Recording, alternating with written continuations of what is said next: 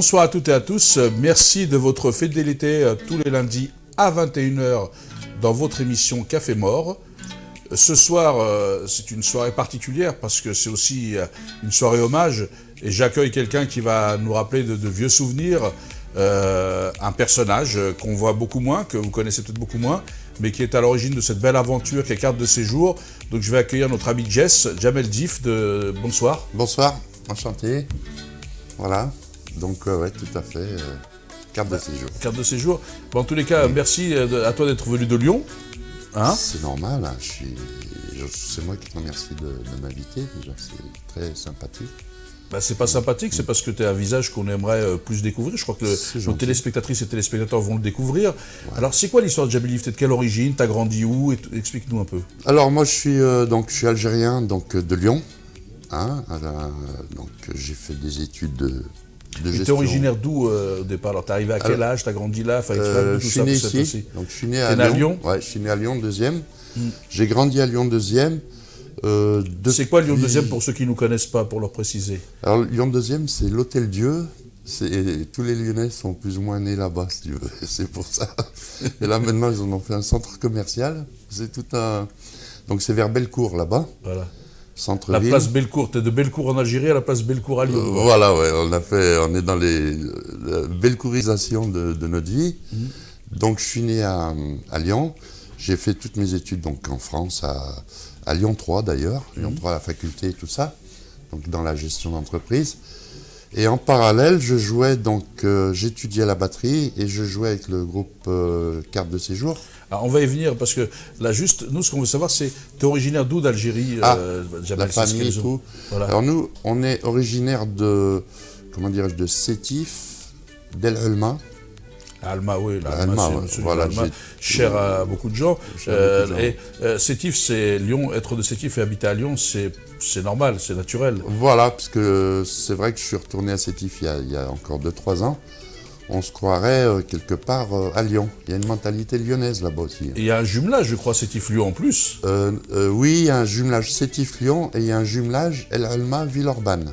Voilà. Voilà. Mais toi, tu n'as pas grandi à Villeurbanne, tu as grandi à Lyon dans le 2e. J'ai grandi non, je suis né à Lyon dans le 2e, après j'ai grandi à Lyon dans le 9e, voilà. Un endroit qui s'appelle Saint-Rambert-l'Île-Barbe, qui est très sympa, les Lyonnais reconnaîtront. Et ensuite j'ai grandi à Villeurbanne, exactement, Villeurbanne, donc... Parce que tu as rejoint les gens de l'Alma, quoi. Ouais, j'ai rejoint les gens de l'Alma, et c'est vrai en plus, parce que là-bas, à Villeurbanne, il y a des quartiers donc, qui sont très El Alma, très sétifs, si tu veux. Et donc j'ai grandi à Villeurbanne et en parallèle par rapport à ça, donc je faisais des études, j'aimais beaucoup faire des études, étudier, enrichir mon esprit, on va dire ça comme ça. Alors, je sais, donc tu as fait des études de quoi, Jamel, donc du coup? Alors moi j'ai fait des études de comptabilité et de gestion d'entreprise, voilà. Et en parallèle, j'étudiais la batterie à fond, c'est-à-dire je prenais des cours de batterie, donc pour apprendre à lire la musique, et aussi des cours de guitare. Donc musique et études, j'allais dire, de gestion. Et comment t'es venu ce goût pour la musique, en même temps des études, parce que les parents poussent aux études, mais la musique c'est pas ce qui caractérise les choix, ou alors la musique orientale, mais comment t'es venu ce choix, ce goût de la batterie, qui n'était pas un des instruments qu'on utilise beaucoup? C'est vrai, disons que le goût de la musique, ça m'est venu quand j'étais déjà en 3e, parce qu'en fait je jouais des percussions comme ça, et petit à petit j'avais ce feu en moi, où il fallait que je percute, si tu veux, que je tape sur des... Et je me suis mis à écouter du funk, donc américain, des Stevie Wonder, de la Tamla Motown, on va dire ça, tout ce qui était Tamla. Et je sentais que ça correspondait à mes vibrations. Et à partir de là, j'ai voulu exceller, performer dans un instrument, tu vois. Et c'est vrai que la batterie, quand tu habites en HLM, c'est pas tellement... C'est ça, ouais. Voilà. Alors, j'étudiais donc avec les baguettes, je tapais sur des tampons qui font pas de bruit, ou bien des oreillers, tu vois, pour travailler. Et après, j'allais dans des locaux. Et du coup, finalement, je me suis retrouvé à faire des balles, les balles du samedi soir, la Java bleue, tous les bals du samedi soir. Et la batterie m'a permis de payer mes études, parce que mes parents, j'allais dire... Ouvrier. Voilà, ouvrier, donc à Gerflex, une société de lino, tu vois. D'ailleurs, j'ai retrouvé la médaille du travail de mon père, correspondant à 42 ans de travail quand même. Ouais. Chez Gerflex. Chez Gerflex. C'est un truc de fou, parce que quand tu vois l'amiante, le soufre, le kaolin, enfin, parce que moi j'y bossais en été en tant qu'étudiant, ou lycéen d'ailleurs, c'était vraiment une catastrophe, et pour nos parents. Et c'est là que j'ai vu, parce que mon père m'avait fait travailler dans la boîte, j'ai vu que dans cette boîte, il y avait un classement, si tu veux, qui était très... comment dire ça ? On va pas dire le mot raciste, on va dire un ségrégationniste. Ségrégationniste. Mais oui, il faut le dire les mots, il voilà. ne faut pas avoir peur des mots, c'était une réalité à l'époque. Une grosse réalité, je l'ai remarqué, si tu veux, très ségrégationniste. Et donc c'est là que j'ai commencé à me dire, qu'est-ce qui se passe, quoi, tu vois ? Et tu vois ton père qui est en train de bosser, qui se fait des fois réprimander par n'importe qui, quoi, tu vois. Bon, puis il dit rien, tu sais, nos parents ils disaient rien, ils payaient le loyer le 1, les factures, les machins. Et c'est là que j'ai commencé à prendre une certaine grina, on va dire ça, en me disant, mais qu'est-ce qui se passe, quoi, tu vois. Donc, c'est là que j'ai commencé à voir, déjà nous, en tant qu'adolescents, on prenait des coups tout le temps, quoi. Tout le temps, on prenait des coups, de par la police, de par, comment dirais-je, l'entourage aussi des locataires, tu vois, quand l'entourage de certains locataires. Donc tu sens qu'il y a une pression, si tu veux, tu sens quelque part que la guerre d'Algérie n'était pas finie, quoi. Oui, vous aviez une grosse pression sur le Rhône-Alpes, sur Lyon et les environs, parce que je parle des environs, parce que d'ailleurs la marche de 83, elle part de là-bas, avec Toumi et d'autres, elle part de là-bas, non ? Farid Lawa, ouais, elle part de... Farid Lawa, oui, tout ça, oui. Elle part de Vénissieux-Vaux-en-Velin, Rieux, même Villeurbanne, enfin tous les quartiers se sont révoltés d'un coup, donc... il y avait avec aussi l'aide du père Delorme qui avait un Père Delorme, Djida Tazdaït. Djida, ouais, qu'on salue, le Jalb. Le Jalb, ouais, les Arabes de Lyon et de banlieue. Et tous les autres aussi qu'on salue, Toumi et d'autres. Voilà, Toumi, qu'on salue d'ailleurs aussi, et tous les autres, Larbi, enfin il y avait pas mal de monde. Et en fait, tout le monde s'est rendu compte d'un coup qu'il y avait une ségrégation terrible. Et même au niveau de la fac, moi quand j'étais en licence, mon prof, c'était le prof de chef de personnel. Il m'a dit, Monsieur Diff, je ne donnerai jamais la licence, ni aux Noirs, ni aux Arabes. Le premier jour. Parce que les gens l'oublient, ça, quand aujourd'hui, comme on a vu qu'on a avancé, on voit encore qu'on a beaucoup de difficultés, mais ils oublient la violence des propos qui étaient tenus à l'époque. Aujourd'hui, avec les lois qui se sont durcies, ils hésitent un peu, mais il y a quand même encore de la violence. Terrible. Parce qu'en plus, Lyon 3, c'était une fac et ça l'est toujours d'ailleurs, fasciste. C'est là où tu as Notin, comme Assas ici, ouais. Notin, Forisson, Golnisch, ils sont tous là-bas. Ils sortent de là-bas, ouais. Ah, ils sont tous là-bas. Et ouais, ils sortent de là-bas en plus. Et si tu veux, moi je m'étais inscrit là-bas parce que c'est pas comme maintenant où tu as des conseillers d'orientation, où l'autre il va te dire tu fais ci, comme moi par exemple, mes filles, j'ai 2 filles, je les ai conseillées dans leur orientation. Que l'on salue parce que je pense qu'elles vont regarder leur père. Elles vont regarder, je leur fais un gros bisou. Et je les ai conseillés dans leur orientation jusqu'à présent d'ailleurs. La petite qui a 19 ans, je la conseille dans son orientation. Mais nous, on n'avait aucun conseil d'orientation. Il fallait se démerder par soi-même une fois que tu avais passé le bac. Donc, il fallait te démerder. Il n'y avait pas d'argent, puisque nos parents n'avaient pas de sous. Il fallait s'inscrire à la fac. On ne savait pas à quelle fac aller, parce qu'à Lyon, si tu veux, tu as Lyon 3 et Lyon 2. Alors, Lyon 3, c'est des fascistes. Lyon 2, c'était plus cool, on va dire ça comme ça. Mais bon, c'était à perpète de la maison, donc moi je me suis inscrit à Lyon 3. Donc on s'inscrit par défaut, quoi. Tu vois, on ne regarde pas. Et c'est là que tu vois que ça chauffe, ségrégation totale. Et donc moi, là où j'étais mort de rire, c'est que quand on a fait carte de séjour, ils m'ont vu à l'émission de droit de réponse carte de séjour, ou Mégahertz, ou Mosaïque. Et la journée, ils me voyaient étudier à la fac. Et ils éclairaient la télé le soir, ils me voyaient à droit de réponse, tout ça. Le lendemain, ils me revoyaient encore à la fac. Ah, je t'ai vu à la télé hier. Je disais, ben ouais, On a notre groupe, carte de séjour. Et ça a été, comment on va dire ça, très enrichissant. Alors raconte-nous comment est né Carte de séjour, parce que du coup tu vas nous parler des frères Amini. Ouais, Amini, ouais. Amini, Mohamed et Mokhtar. Mohamed et Mokhtar, ouais, tout à Je fait. crois que Mohamed aussi est malade, donc on lui souhaite un bon rétablissement. Ouais, c'est un prompt rétablissement, ouais, c'est sûr. Et Rachid Taha qui nous a quittés, malheureusement, à qui on va rendre hommage aussi à travers cette émission. Voilà. Donc ça s'est fait tout simplement. En fait, moi j'étais, et je suis toujours d'ailleurs batteur de jazz. Et Rachid cherchait un batteur maghrébin pour les rythmes 6-8, tout ça, enfin, les rythmes maghrébins. Donc, au début, on ne s'appelait pas Carte de séjour. C'était un petit peu n'importe quoi. Tu vois, on avait un local de répète.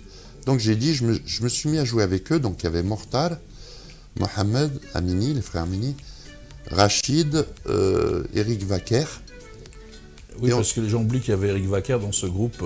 Même moi, j'ai failli zapper Eric Vaquer, parce que il y avait un français. Un franco-français. Franco-français. Eric Vaquer. Eric Vaquer, qui avait un bon son donc, de guitare, un peu rock et tout. Et donc, on s'est mis à jouer comme ça. En fait, ce qui s'est passé, c'est que moi, j'avais un pote anglais, j'ai toujours d'ailleurs, Wayne Barrett. Il nous avait dit, mais chantez en arabe. Vous êtes arabe, chantez en arabe. C'est en quelle année? Parce que c'est important de préciser l'année quand on veut chanter en arabe et de savoir que cette année-là, je crois que je crois pas, je suis sûr que le Front National était en pleine montée et que les Arabes ils devaient raser les murs. On rasait, ouais, c'est ça. C'était quelle année alors au début Ça, c'était fin 79, début 80. Voilà. Donc ça remonte. Pour les gens, non mais pour les gens, avant la marche. Donc c'était à une période où la pression était encore forte. Était encore forte, ouais. C'est-à-dire que là, on prenait tous les coups et il fallait, si tu veux. Sinon les rendre, au moins les recevoir sans trop de casse, si tu préfères. C'était un consensus comme ça, tu vois. On savait qu'on prenait les coups, on disait rien. Et du coup, on a monté ce groupe et on s'est mis à chanter en arabe. Et là, on a commencé à avoir du succès parce qu'on a fait un concert donc à l'ENTPE, je me rappelle, l'École nationale des travaux publics, avec un groupe américain qui s'appelait Defunct. Un groupe de funk américain, ils étaient dans la même sphère, mais eux, c'est côté New York. Et on a commencé à faire des concerts, donc Elsa Triolet à Vaux-en-Velin. On a commencé à faire pas mal de concerts comme ça, Vénitieux, donc aussi, Vénitieux. Et vous appelez pas encore Carte de séjour? Si, là on s'appelait Carte de séjour. Alors le nom, si tu veux, on l'a pris parce que, je sais pas qui c'est qui l'a réellement baptisé comme ça, le groupe, si tu veux. Mais on l'a tout de suite adopté. Je me rappelle, on cherchait des noms de groupe. À bâton rompu, comme ça, tout le monde balançait un nom de groupe, tu vois, les Winners, le machin, tout ça, Carte de séjour. Et du coup, on a monté ce groupe et on a gardé le nom parce que ça commençait à être un outil, autant le groupe que le nom, un outil de révolte, entre guillemets, de révolte... la musique et la culture, c'est des éléments de révolte. Voilà, culturel. Hein. La culture et la musique sont des éléments de révolte. Exactement, ouais. C'est des éléments d'expression fort, quand même. Expression fort, tout en étant dans la non-violence, quoi. Tu vois, c'était un truc non-violent, un petit peu à la Gandhi, mais par la musique, par le nom du groupe, et puis par le fait qu'il y avait beaucoup de Maghrébins qui adhéraient à notre groupe, musicalement, et à notre projet. Est-ce que vous vous rendiez compte, quand vous avez démarré ce projet, que vous alliez être des précurseurs, des porte-voix de cette France métissée, de cette France dans sa diversité? Pas du tout. Là, nous, on répétait comme ça pour faire quelques concerts à droite à gauche. Parce qu'en fait, moi, j'avais deux groupes. J'avais donc ce groupe avec Carte de séjour. Et le soir, je faisais du jazz. Entre autres avec André Manoukian, le pianiste qui est connu. On connaît André Manoukian, tout le monde connaît. Que tout le monde connaît, l'Arménien et... l'Arménien. On faisait du jazz, donc on avait une très bonne équipe. Il y avait Dominique Di Piazza, qui fait quand même actuellement le tour du monde avec des John McLaughlin et tout ça. C'est un bassiste mondial. Karim Mansour, qui est un très très bon guitariste. Et Manoukian, Andy Shepard aussi, un saxophoniste. qui a le souffle continu. On dit, je sais pas, donc que tout le monde connaît. C'est Et ceux voilà. qui sont un peu dans la musique connaissent. Parce que ce que je disais, Jamel, Ouais. c'est que les gens ne te connaissent pas et te connaissent pas avec ton côté musicien et avec tous ces grands avec qui tu as joué, quoi. à T'étais fait. un peu, c'est parce que les gens de Carte de Séjour ne retiennent que Rachid, Ouais. et à son âme, on va parler. peu Mais il y avait quand même de voilà. bons musiciens, oui. des musiciens de haut niveau De à très Carte de très haut Séjour. niveau, ouais. C'est-à-dire que là, si tu veux, par exemple, c'est un peu comme les Rolling Stones. Les Rolling Stones, ils ont un son, ils ont une énergie, ils la balancent et ça donne les Rolling Stones. Et ben nous, Carte de Séjour, c'était un peu pareil, sans se comparer aux Rolling Stones. C'est-à-dire, je parle de l'énergie que balançait Mais vous êtes Rachid. les Rolling Stones, des Franco-Algériens. Vous avez porté haut les couleurs du Franco-algérien. Vous avez, oui. parce que vous êtes Rachid Taha et Carte de Séjour, c'est le prototype même des Franco-algériens. C'est ça. Bien dans leur pays, Voilà. mais légitimement attachés à leurs origines, qui osaient exprimer avec leur langue. C'est ça, C'est ça. Jamel, non? Tout à fait, exactement. Tu as bien dit ce qu'il veut dire, légitimement attacher nos origines. Bien Loyal avec le pays d'accueil, bien dans ses Voilà, racines bien françaises. dans ses racines françaises, puisqu'on faisait des études, on faisait du sport, moi je faisais de la natation, très très bien, on était bien, j'allais dire, c'est un mot que j'aime pas trop intégrer, parce que en fait, Ça veut rien dire, hein. voilà, ça veut strictement rien dire.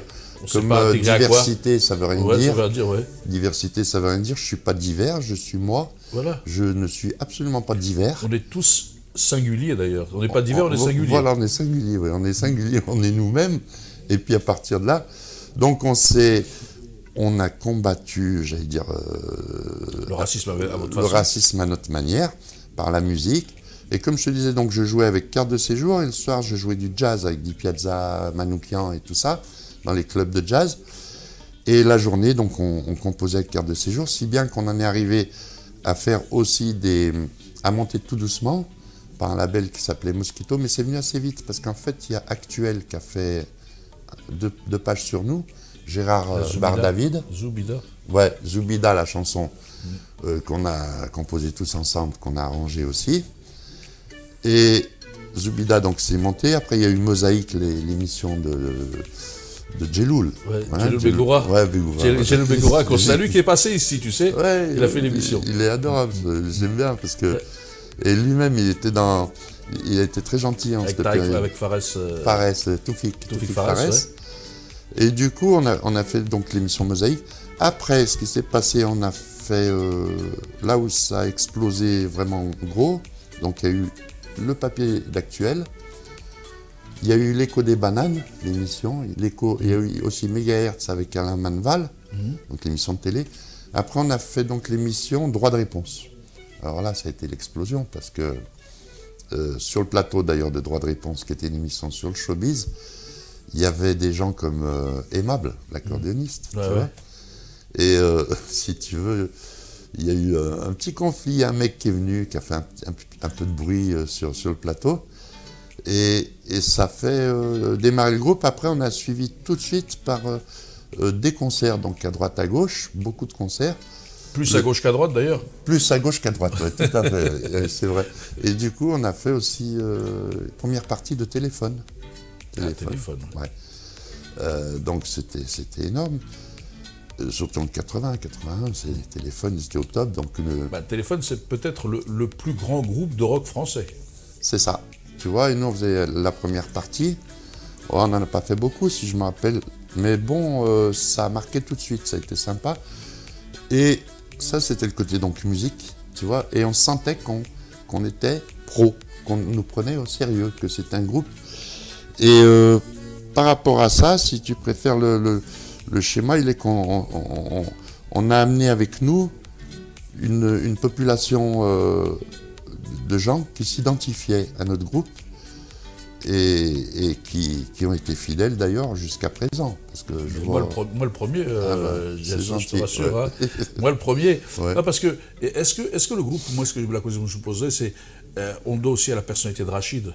Oui. Il est assez, parce qu'il est décédé, paix à son âme, on l'aimait beaucoup, on le connaît, et il était, parle-nous de Rachid, toi qui l'as côtoyé depuis le début, qui était très proche. Alors, je parle de Rachid Afin, qui était, du coup, comment est cette personnalité, d'où il tenait cette énergie? Il avait une énergie énorme. Il était têtu dans le bon sens du terme, c'est-à-dire que quand il voulait faire un truc, il le faisait. il croyait au groupe, il avait, je veux dire, c'est une, comment dirais-je, comme les étoiles, là, tu sais, les étoiles filantes. C'est très, très énergique, et d'ailleurs, je l'ai revu il y a à peu près un an avec ma fille, on était monté à Paris, on était au Cabaret Sauvage, un an et demi même.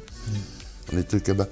Il avait la même énergie, malgré que je sentais qu'il était malade, tu vois, qu'il était diminué par la maladie. Mais c'est quelqu'un, c'est une très grosse énergie, une boule d'énergie. Et Rachid, il a, comment dirais-je, il a toujours cru en lui, toujours cru au groupe, toujours cru... il connaissait pas, par exemple, juridiquement les contrats et tout ça, machin, mais il a toujours cru qu'il fallait qu'on allait monter avec une grosse boîte. Et il nous a tiré. Il a tiré le groupe. D'un autre côté, moi, j'étais plutôt à faire les arrangements musicaux, à mettre tout en place, tu vois, à arranger que le groupe soit bien, que quand on monte sur scène, ça sonne, tu vois. Mohamed et Mortar, comme c'était deux frères déjà, ils complétaient le schéma dans le sens où ce qu'ils amenaient aussi, il y avait une énergie à la guitare, surtout Mohamed donc à la guitare, Mortar à la basse. Et Eric Wacker, il faisait plus les solos, si tu veux, pour enrober tout ça. Mais Rachid, oui, donc Rachid, c'est quelqu'un de très très intelligent, qui a toujours su où il fallait aller, et qui a toujours été très, j'allais dire, nationaliste par rapport à... plutôt patriote que patriote, oui, tout à fait. Dans le bon sens, quoi, parce dans que le bon sens. Souvent on peut être dans le repli, et lui il n'était pas dans le repli, puisqu'il allait vers l'autre. Il allait vers l'autre, oui. C'est un homme qui allait toujours vers l'autre. Hein. Toujours, ouais. D'ailleurs, ceux qui l'ont croisé ont toujours vu quelqu'un de chaleureux. Hein. Ouais. Ceux qui se baladaient du côté de Ménilmontant le printemps et l'été, ils croisaient à Terre du Soleil souvent Rachid avec notre ami Rabat, qui était toujours son ami. Ouais, Rabat. Donc, voilà. Donc on a une pensée pour Rabat qui a perdu un grand ami.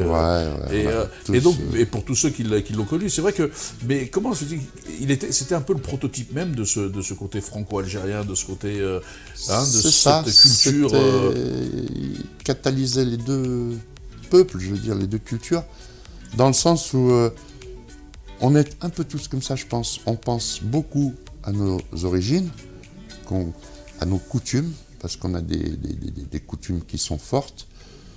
Et d'un autre côté, si tu veux, on a aussi ce côté français qui fait que on a deux cultures en fait, deux cultures. Alors, effectivement, c'est très intéressant parce que on arrive à catalyser les deux cultures et à faire en sorte qu'on puisse profiter des deux. Hein. Parce que moi, quand je vais en Algérie, tu vois, je retrouve des super potes musiciens, on s'éclate, on fait des bœufs, on fait tu vois. C'est ça. Et donc, là, dernièrement, je sais que vous avez rendu un hommage à Rachid. Son âme, c'était quoi alors c'était une idée comme ça qui t'a revu un peu tout le monde. C'était pas besoin un peu cet hommage. C'est Ahmed Ben Farhat, quelqu'un de Lyon qui bouge beaucoup, c'est qui a de l'énergie, beaucoup d'énergie, qui m'a appelé, qui m'a dit voilà, ça te dirait qu'on crée un petit collectif pour faire en sorte de faire un hommage à Rachid Taha. Je lui ai dit pas de problème. Donc on a créé ce petit collectif, et dans le collectif il y a eu, comment dirais-je, des gens, par exemple Mohamed Sidrine qui fait 6e continent, tu vois, qui est très connu sur la place de Gerland, il fait des gros concerts, et qui avait reçu Rachid il y a 2-3 ans, enfin il y a quelques années, en tant que, pour le groupe, pour le concert je veux dire. Il y avait des personnalités, en l'occurrence un adjoint au maire de Vaux-en-Velin, Saïd Kebouche, tu vois, qui est directeur de cabinet, je pense. Oui, parce que la mère adjointe, c'est Nadia. Voilà. Donc voilà. La culture, c'est Nadia, la mère Nadia, adjointe. Qu'on salue. Nadia, qu'on salue, je la vois. Nadia Lekhel, c'est ça, Nadia, ouais, Nadia. Et donc il y a Soraya aussi, qu'on salue aussi. Il y a Rachida, qu'on salue aussi. Il y a donc Myriam aussi, qu'on salue. Et tout le monde, après, il y a Roger aussi. Parce que si j'oublie. Non mais tu vois, c'est quoi? C'est pour ça que j'aime beaucoup cette union sacrée entre les deux rives qui tournait autour de cet esprit carte de séjour, quoi. Ah oui, il y avait une union sacrée. Donc on a fait des réunions au bureau, 4, 5, 6 réunions pour savoir qui fait quoi. À partir de là, on a pris donc des groupes comme Wahid ex Zenzila. Je connais Wahid. Voilà, on lui passe le bonjour, qu'on salue. Mr. G aussi, donc c'est un Algérien qui chante, comment dirais-je, des chansons donc en français, en anglais, tu vois, guitare, chant. Enfin, des groupes comme ça. Shemseddine aussi, le premier rappeur Bird. Il faudrait que je t'en parle aussi, parce que c'est une histoire qui est marrante, cette histoire de Shemseddine. Et et puis mon groupe donc qu'on a appelé Jess, si tu veux. Et on s'est dit, voilà, on va faire ça, ça, ça. Alors, qui s'occupe des Catherine, qui s'occupe de la salle, qui s'occupe... Donc, ce qui est bien, c'est qu'on a eu l'appui vraiment de la ville de Vanvelin, par le biais de Saïd, qui nous ont donné la salle Charlie Chaplin, avec les éclairages, les techniciens, les pompiers, enfin tout ce qui va avec, toute la salle. On a fait cet hommage sur invitation, c'est-à-dire pas d'entrée payante. Tu vois, sur invitation, et par exemple, tout le monde devait inviter qui il veut, que ce soit 100 ou 200 personnes, mais donner les noms, si tu veux. Sur invitation, j'allais dire Pierre invite Paul, enfin c'est Rachid qui invite Mohamed. Pierre-Paul, c'est le droit aussi. Voilà, aussi, et il y avait les parents, je crois que tu avais vu les parents et la sœur de... Ah oui, et donc il y a la sœur et les parents de Rachid qui sont venus. En l'occurrence, donc, Kéra. Qui est venu, et les parents. Donc le papa, il a parlé au micro, parce qu'en fait, on a un ami qui s'appelle Ali, qui était très proche de Rachid, et qui connaissait très bien le papa, et ils sont remémorés des souvenirs de la vie de Rachid avant et pendant le quart de séjour, quoi, tu vois.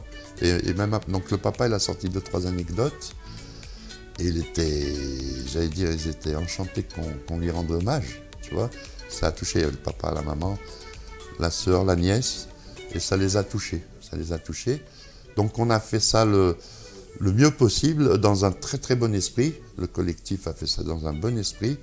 Tout le monde a réussi à performer, c'est-à-dire à gérer le concert le mieux possible, le timing des groupes, quel groupe, la sono, le machin.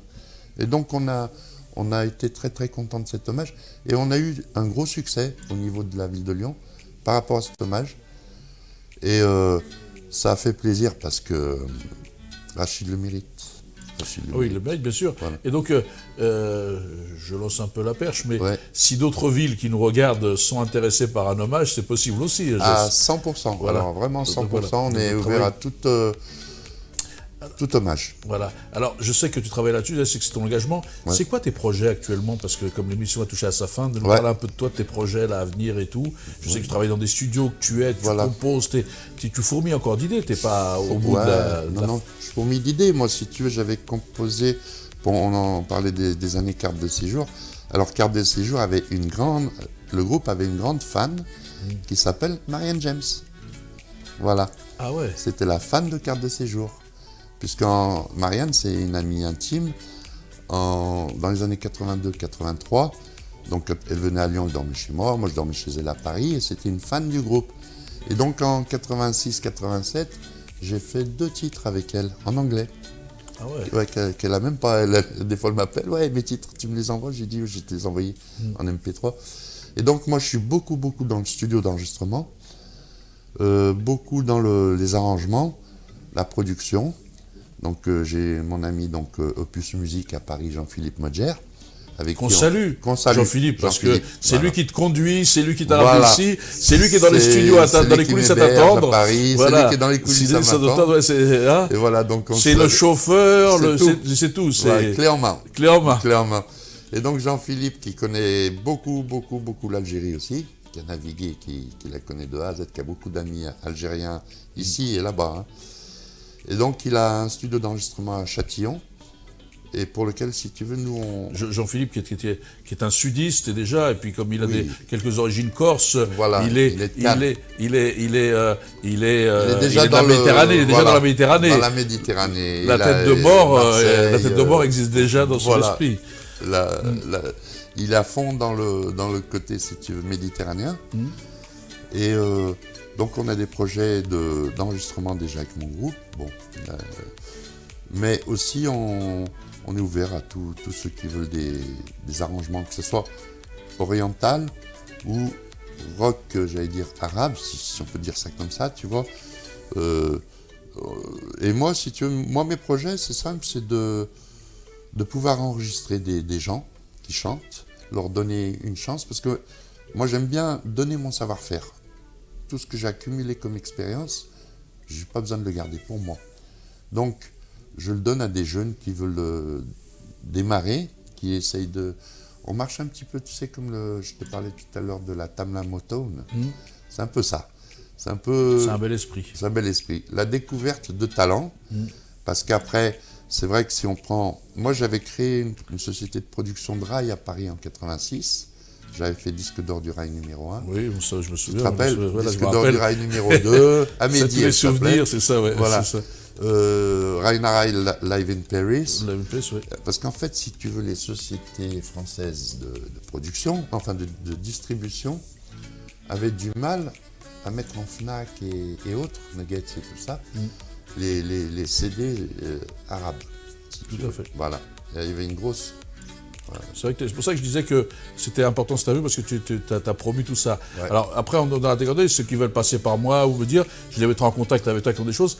Comme l'émission touche à sa fin, Ouais. est-ce que tu as envie de dire quelque chose un truc, peut-être aussi quelque chose à tes filles, je ne sais pas, parce que c'est quand même ce qu'on laisse derrière soi. Est-ce que tu as un dernier mot, quelque chose à dire je les aime. Donc, ça, je le savais, ça, je n'en doutais pas. À 600%. Concernant maintenant mon chemin de vie, le chemin de vie que j'ai eu, je suis très content de ce chemin de vie, parce que quelque part on a innové aussi, et on a aidé beaucoup de gens dans la musique. Par exemple, je te parlais de Chemseddine très rapidement.